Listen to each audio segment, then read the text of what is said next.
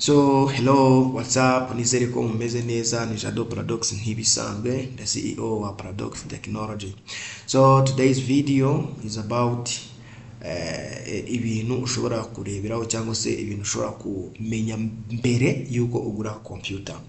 So iyi video nayikoze kubera abantu baza kugura computer ugasanga barimo bari emphasizing kuri RAM cyangwa se ngo generation cyangwa se mbega atazi impamvu ashaka izo generation cyangwa RAM nyinshi kuri machine.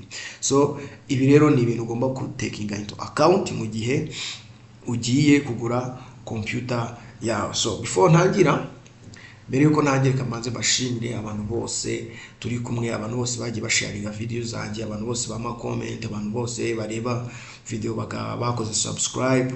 Nshishikariza n'abandi ko bakora subscribe kugira ngo dukomeze twigane ku bintu by'ubwenge ndetse n'ikoranabuhanga. So reka dutangire. Ikibazo ngaha gihari, abantu benshi baza kugura computer cyangwa se abantu benshi bagura computer usanga bitaye ngo kuri RAM, ifite RAM ya kangahe. Ugasanga abantu benshi bakunda ngo HP, you know, ngo bakunda HP, ngo ntabonye HP ifite RAM ya kangahe, ifite SSD, ngo nta machine ndi bugure. Mu byukuri atitaye ku cyo agiye gukoresha iyo computer. So aka kanya rero ni ibintu ngiye kukwereka ushobora kwitaho kugenderaho ugiye kugura computer. So ngibi ibintu ushobora kugendera. Ikintu cya mbere ugomba kumenya ubwoko bwa computer ushaka. Ese ndashaka laptop cyangwa ndashaka desktop? Ikintu cya kabiri ugomba kumenya the purpose of using your computer. Ese computer yanjye nzayikoresha iki? Ni gaming machine, ni rendering machine, cyangwa ni machine for business? You know, ibyo bintu ko ari bibiri ugomba kubyitaho. Ni bwoko bwa machine nshaka, ni laptop cyangwa ni desktop, cyangwa se ni purpose yo gukoresha machine yawe, ni kugaminga, ni rendering, cyangwa se ni business. So ibyo byose ngiye kugusobanurira, and then ugahita usobanukirwa ku buryo utandukanye no kujya kugura machine utazi ikintu uyitaho. So mbere yo kugura machine urabanza ukamenya ndashaka iyi machine. Most of the time iyo ushaka machine yo gukoresha muri office, machine yo gukoresha muri office akenshi abantu bakoresha ama desktop. Usibye ko na laptop zikoreshwa muri office, biterwa wowe n'ubushake bwawe, gusa akenshi bakoresha ama desktop. Impamvu rero wahitamo desktop cyangwa se impamvu wahitamo laptop ni iyi ngiyi: laptop zirahenze kurusha desktop. Icyo kintu nicyo ugomba kwitaho. Nuvuga ngo laptop na desktop zikora kimwe, ziperforming at the same task at the same performance. Laptop ibihenze kurusha desktop. Icyo kintu nicyo ugomba kwitaho ukabanza ukakimenya.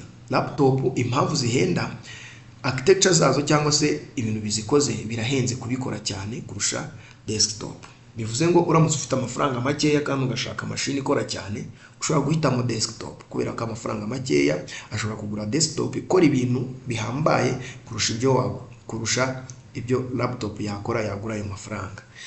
So icyo ni icyambere ugomba kumenya ngo ndashaka iyi machine. So icya kabiri ugomba kumenya ngo ese machine yanjye nguze igomba gukora iki? Ni gaming machine, ni rendering machine, cyangwa se ni business machine? So mbere ku kambere ka gaming machine cyangwa se abantu bakunda gukina ama game cyangwa se bakunda gukina game, gaming machine ikintu cya mbere igomba kuba ifite kiri powerful, nicyo bita graphic processing unit cyangwa se GPU. Iyo ugiye kugura machine ya gaming, ikintu cya mbere ugomba kujya kubwira umucuruzi avuga ati ndashaka gaming, ikindi ugomba kureberaho nyine niyo graphic processing unit. Urebera kuri graphics y'iyo machine, nicyo kintu ugomba kurebera kuri machine ya gaming machine. So ikindi witaho ni processing unit yayo cyangwa se central processing unit, CPU. So ibyo bintu bibiri nibyo ugomba kwitaho mbere yuko ureba ibindi byose bishoboka. Ikindi ushobora kwitaho kuri gaming machine, ushobora kureba kuri screen yayo cyangwa se resolution yayo kuri screen, yaba ari CPU cyangwa se yaba ari desktop cyangwa se laptop, ugomba kubanza ukareba screen resolution yayo kugira ngo isupporting iyo graphic. So ikindi ugomba kubanza ukamenya ese mashini yanjye ni ya rendering, nzajya nyikoresha ibintu bya 3 modeling, video editing cyangwa ibintu byo kurendaringa. Like rendering ni abantu bakoresha ama software like engineering software, CAD, zino za Teck, za Archicad, SolidWorks, MATLAB, za AutoCAD, zino software zose zikora 3D models, ndetse na rendering softwares. So niyo bita rendering machine. So urabanza ukamenya se nzayikoresha softwares. Numenya ko ari software ugomba kuyikoresha, ugomba kubita kuri ibi bintu bibiri bikurikira. Icyambere ugomba kureba kuri central processing unit cyangwa se bita processor. Processor niyo ugomba kwitaho, ese processor yagira powerful.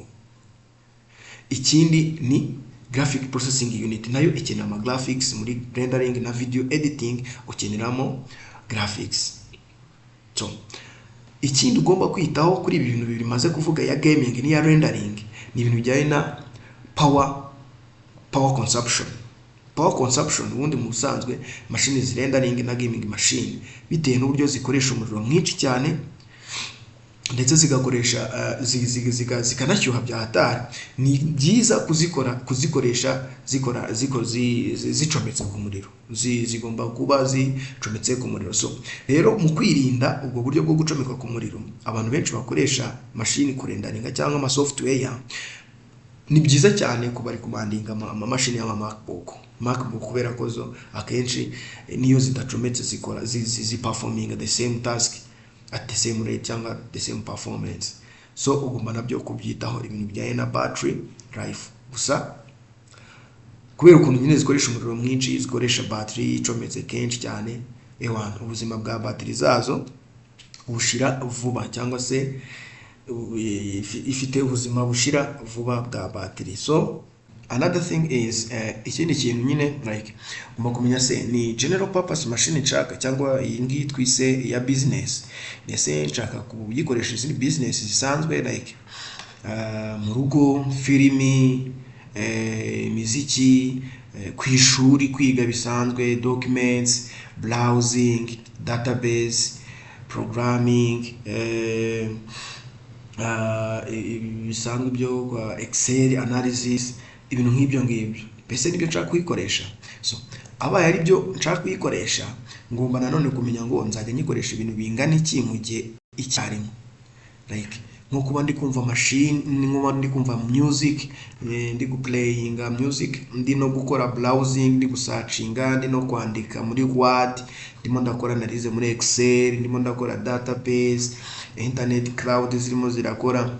Like ibyo byose ese bizakenera ko mbikorera rimwe, cyangwa nzaba ndimo ndakora akantu kamwe gusa? Kuko ari nka machine, tuvuga urugero nko muri office nk'abantu bakunda gukora ibyo kwandika abantu cyangwa se analysis muri Excel, ugasanga nyine niyo yonyine irimo tu ayikoresha yonyine, nta bindi akoresha. Iyo nayo ugomba kumenya nyine ibyo bintu, ese nzajya nyikoresha ibintu byinshi icyarimwe cyangwa nzajya nyikoresha a specific task, akantu kamwe gusa. So nibyo nshaka kubasobanurira aha ngaha rero ikintu ukeneye. So aha niho haza icyo bita RAM, hakaza nicyo bita processor. Noneho sasa so RAM na processor bitandukaniye he? Iyo ufite RAM ifite capacity nini cyangwa se ifite gigabyte nyinshi, ibishatse kukubwira ko machine ishobora gukora ibintu byinshi icyarimwe. Like nk'uko nshobora kuza ahangaha nko kuri machine yanjye ahangaha, nk'ubu harimo Explorer, hakazamo Edge, hakazamo Chrome, hakazamo OBS, izi zose nkazifungura nkaba nazikoreshereza icyarimwe. So kuzikoreshereza icyarimwe zose ziguprocessinga ni ubushobozi bwa RAM. Kuba ibintu byinshi wabikorera icyarimwe ni ubushobozi bwa RAM.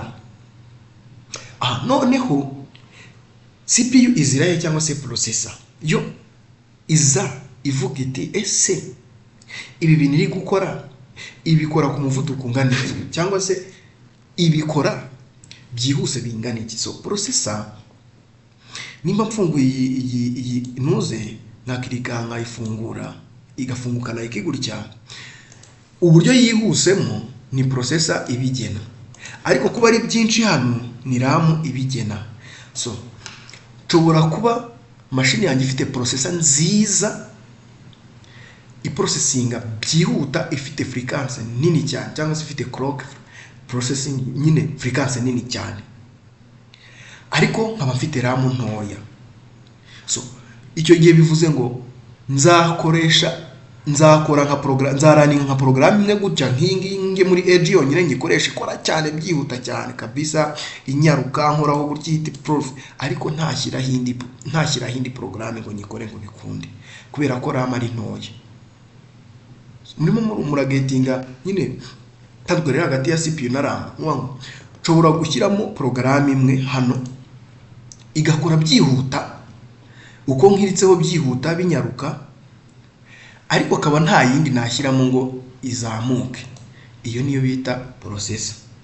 Ariko nanone nshobora gushyiramo utuporogaramu twinshi cyane nka 20 nk'uko mba nabishyizemo byinshi, ariko tugenda gakeya cyane, nyine nkafungura kano kabona kajashije ukwezi. Iyo niyo bita RAM. RAM yo isupportinga byinshi icyarimwe, bikorera rimwe, ariko ntabwo ituma byihuta cyangwa bigenda gakeya.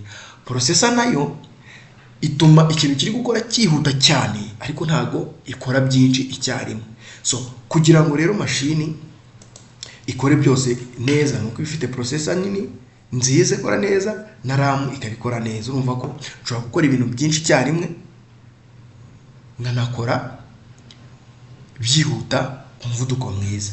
Ikindi kintu ugomba kwitaho noneho, like mfite noneho RAM ntoya, mfite processor nayo ikanyakangerageza ikora yihuta, ariko mfite RAM ntoya.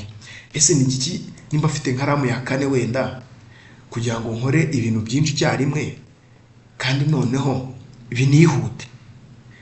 Iki kintu niho za i7 za i5 zizira. Nuvuga ngo uko tugenda tuvuga ngo Intel i5 cyangwa se Core 5, Core 7, Core 3 ni ubushobozi bwa processor ifite yo gukora ibintu byinshi icyarimwe, cyangwa processing ibintu byinshi icyarimwe. So niyo mpamvu rero ugomba kwita ukavuga ngo ese ndashaka machine yo gukoresha ibintu byinshi icyarimwe, ubwo ugahita umenya ko ugomba kwita kuri RAM. Ese ndashaka machine ikora ikintu gitoya ariko ku muvuduko mwinshi, ugahita umenya ko ari processor, then RAM ukaba niyo wakoresha ntoya, ntacyo byabitwaye. So ciao, niyo video nayo mbafitiye ku bindi bisobanuro cyangwa se ku bundi bushobozi, ku kindi kintu mutaba mwasobanukiwe neza, ushobora kumpamagara kuri nomero yanjye 078 643 31004. Ikindi ugakomeza ukareba andi ma video tugenda dushyiramo ko wasobanukirwa. So murakoze, Imana ibahe umugisha. Ciao, ni Jado Paradox nk'ibisanzwe. Imana ibamere ku mafaranga.